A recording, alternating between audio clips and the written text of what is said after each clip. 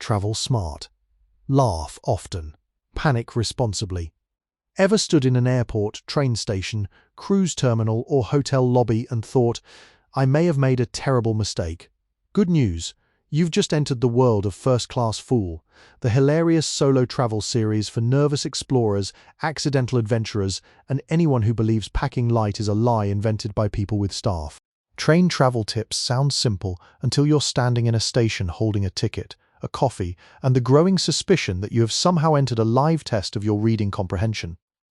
That's the thing about train travel. It looks calm from the outside, but for solo travelers, it can feel like a civic escape room with better snacks. The good news is that a few smart habits can turn the whole experience from mildly chaotic to genuinely enjoyable.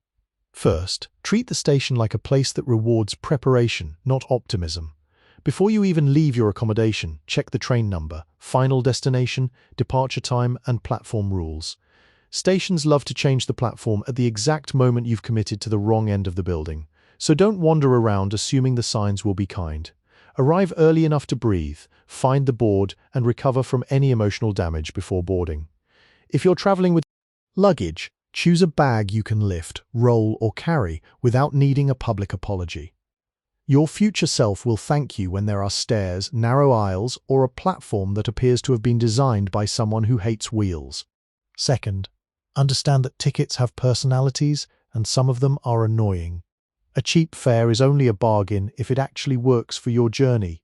Check whether your ticket is tied to a specific train, whether seat reservations are included, and whether you need to validate anything before boarding.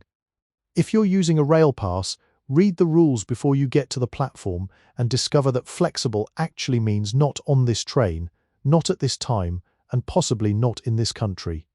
The same goes for connections. Build in enough time between trains so one delay doesn't turn your whole day into a sprint through a station with your dignity trailing behind you.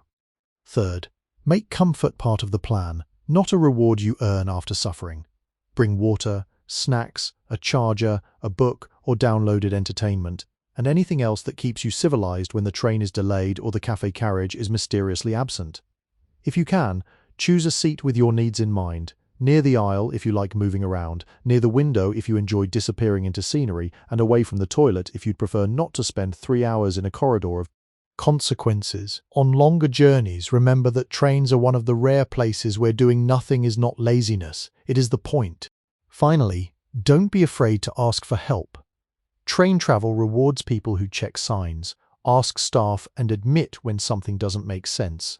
That is not incompetence, that is competence with backup. If you miss a connection, miss a platform, or board the wrong carriage, stop panicking and solve the next problem in front of you. Most rail disasters are less dramatic than they feel in the moment. You are not failing at travel. You are learning the system one station at a time. So if you want train travel tips in one sentence, here it is.